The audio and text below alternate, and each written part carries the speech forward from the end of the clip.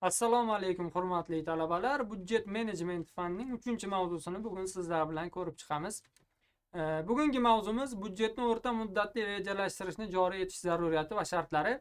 Quyidagi rejalardan iborat: budjet jarayoni mohiyati va prinsiplari, budjet jarayoni bosqichlari, budjet jarayonini amalga oshiruvchi organlar va ularning vakolatlari haqida gaplashib o'tamiz. Budjet jarayoni bu o'zi nima? Budjet jarayoni budjet tizim budjetlarni shakllantirish, tuzish, ko'rib chiqish, qabul qilish, tasdiqlash va ijro etish, ularning ijrosi ustidan nazorat qilish, budjet tizim budjetlarining ijrosi to'g'risidagi hisobotlarni tayyorlash va tasdiqlash, shuningdek ular o'rtasidagi o'zaro munosabatlar jarayoni hisoblanadi. Budjet jarayoni ishtirokchilari quyidagilardan iborat: davlat hokimiyati organlari, boshqaruv organlari, davlat moliyaviy nazorat organlari, budjet tashkilotlari va budjet mablag'lari oluvchilar hisoblanadi. Endi budjet jarayonini amalga oshirishda bizga kerak bo'ladigan yana bir narsa bu budjet so'rovini yuborish hisoblanadi.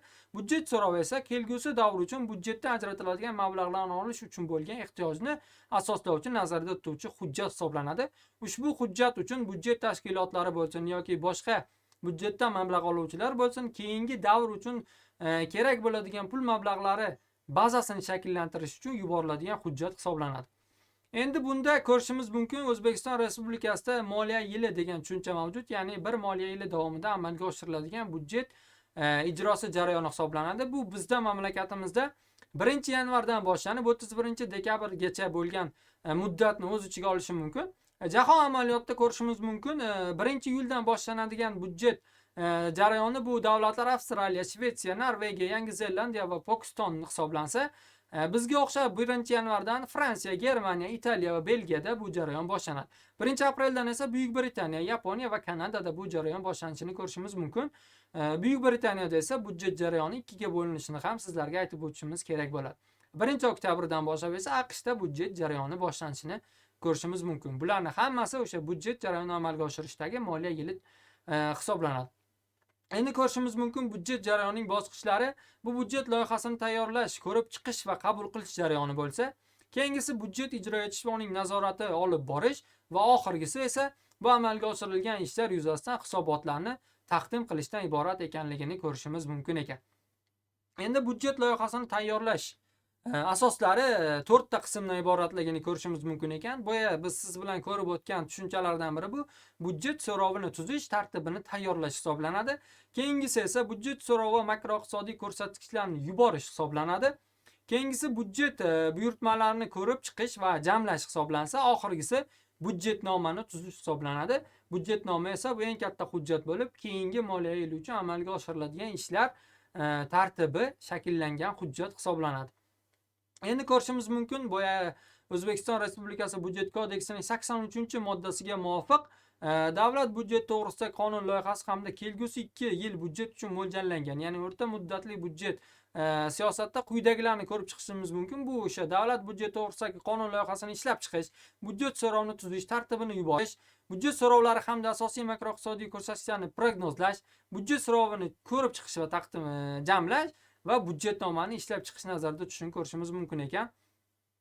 Budjet jarayoni boya biz siz bilan dastlabki taqdimotda ko'rganimizdek moliya yilini o'z ichiga olgan qismlarni ko'rishimiz mumkin ekan. Endi kelgusi yil uchun budjet so'rovi joriy yilning 1-avgustiga qadar quyidagicha amalga oshirilishi ko'zda tutib o'tilgan. Bu o'sha mahalliy budjet bo'yicha mablag'larni taqsimlovchi tomonidan tegishli moliya organlariga yuborilishi, birinchi darajali budjet mablag'lari taqsimlovchilar tomonidan esa O'zbekiston Respublikasi Iqtisodiyot va Moliya vazirligiga taqdim etilishi nazarda tutilganligini ko'rishimiz mumkin ekan.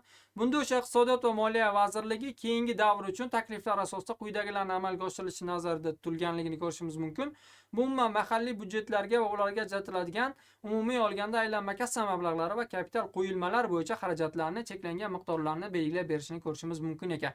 Yana shuni ko'rishimiz mumkin ekan, Iqtisodiyot va Moliya vazirligi keyingi muddat uchun o'rta muddatli makroiqtisodiy ko'rsatkichlar rejasi bo'yicha quyidagi takliflarni kiritib o'tishi belgilab o'tilgan. Bunda mahalliy budjetlar uchun kelgusi davr uchun respublika budjetidan ajratilgan budjetlarning transferlarining cheklangan miqdorini, kelgusi moliya yili uchun esa O'zbekiston Respublikasi budjetidan ajratilgan budjetlar va transferlar miqdorlariga o'zgartirish kiritishlarni ko'rib o'tishimiz mumkin ekan.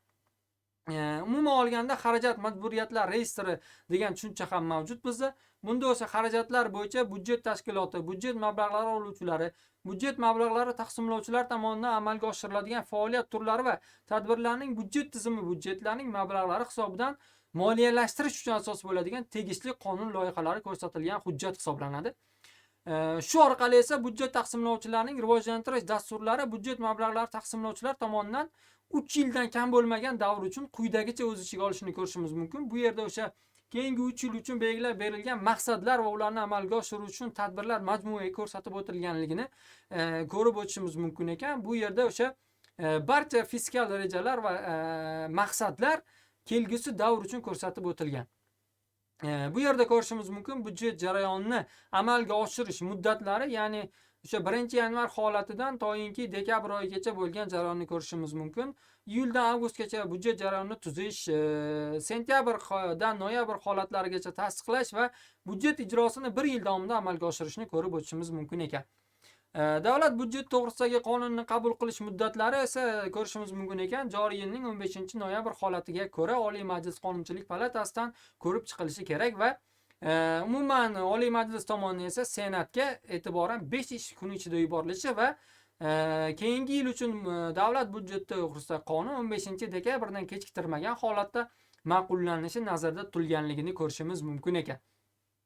Davlat budjeti ijrosi bo'yicha hisobotlarni tayyorlashni muddatlarni bosqichma-bosqich ko'radigan bo'lsak, bu 9 ta bosqichni o'z ichiga olib, tuman budjetlarini shakllantirishdan tortib, o'sha qonun loyihasini Oliy Majlis tomonidan Senatga kiritiladigan holatgacha bo'lgan periodlarni ko'rishimiz mumkin ekan. Har bittasi ham o'zining muddatlari belgilab o'tilgan va hammasi tegishli tartibda amalga oshirilishi belgilanganligini ko'rishimiz mumkin ekan. Bu holatda o'sha mahalliy budjet loyihalarini tasdiqlash bo'yicha amalga oshiriladigan ishlarni ko'rishimiz mumkin ekan. Mahalliy budjetlarning yuqori turuvchi organlari tomonidan mahalliy budjetlar loyihalarining ishlab chiqarilishi va mahalliy budjetlar yuqori organlariga kiritilishi nazarda tutilganligi, kiritilgan hujjatlarni amalga oshirish to'g'risidagi muddatlar 3 kun ichida qabul qilinishi va amalga oshiriladigan ishlarni tegishli ravishda xalq deputatlari tuman va shahar kengashlariga kiritilishi, tuman va shahar kengashlari tomonidan esa budjetlar to'g'risidagi qarorlar 3 kun ichida qabul qilinishi belgilab o'tilganligini ko'rishimiz mumkin ekan. Davlat budjeti to'g'risidagi qonun rasmiy e'lon qilingandan keyin esa O'zbekiston Respublikasi Iqtisodiyot va Moliya vazirligi budjetdan ajratiladigan transfertlar miqdorini 3 kun ichida belgilab berishi, amalga oshiriladigan mablag'larni respublika budjetidan amalga oshiradigan mablag'larni jamlashni va ularni hajmlarini ham e'tiborga olingan holatda 3 kun ichida amalga oshirilishi belgilab o'tilganligi, maqsadli jamg'armalarga ham taqsimlovchi organlar uchun belgilangan daromadlar va xarajatlar hajmlarini ham 3 kun ichida yetkazilishi nazarda tutilganligini ko'rishimiz mumkin ekan. Mahalliy budjetlar bo'yicha ham o'sha amalga oshiriladigan ishlar boya aytib o'tganimizdek belgilangan tartibda 3 kun ichida hokimliklarga yetkazib berilishi, mablag'larni taqsimlovchilarga ham ularning hajmlari 1 hafta muddatda yetkazib berilishi va amalga oshirilishi belgilab o'tilganligini ko'rishimiz mumkin ekan. Bu umuman olganda mahalliy budjetlarni hududiy budjet mablag'lari taqsimlovchilari e'tiboriga yetkazib beriladigan jarayonlarni ko'rishimiz mumkin ekan. Endi mamlakatimizda shunaqa holatlar mavjud bo'ldi. Buni hammamiz yaxshi bilamiz. Misol uchun o'sha karantin holatlari bo'ldi. Bunda o'sha favqulodda budjet degan tushuncha ham yuzaga kelishini ko'rishimiz mumkin ekan. Favqulodda budjet bu O'zbekiston Respublikasi Prezident qaroriga muvofiq amalga oshiriladigan hujjat va budjet hisoblanadi. Bunda o'sha amalga oshiriladigan ishlar tartibi, avvalo davlat budjetini amalga oshirish bo'yicha Oliy Majlis tomonidan amalga oshiriladigan budjet loyihasi va qarorlarni shakllantirilishi va mahalliy budjetlarni amalga oshirish uchun barcha ishlar tartibi belgilab o'tilganligini va davlat budjetining amal qilishi va tugatilishi, davlat budjeti va davlat maqsadli jamg'armalari parametrlarini aniqlik kiritilishi bilan amalga oshiriladigan ishlarni ko'rishimiz mumkin ekan. Budjetnoma boya aytib o'tganimizdek bu katta bir hujjat hisoblanib, amalga oshiriladigan ishlarni inobatga olgan holatda mamlakatimizdagi keyingi davr uchun ijtimoiy va iqtisodiy rivojlantirish uchun nazarda tutilgan hujjat bo'lib, O'zbekiston Respublikasi davlat budjeti va davlat maqsadli jamg'armali budjetlarining loyihalarini shakllantiruvchi hujjat hisoblanishini ko'rishimiz mumkin ekan. E'tiboringiz uchun rahmat. 3-mavzuda sizga yetkazmoqchi bo'lgan ma'lumotlarimiz shulardan iborat edi.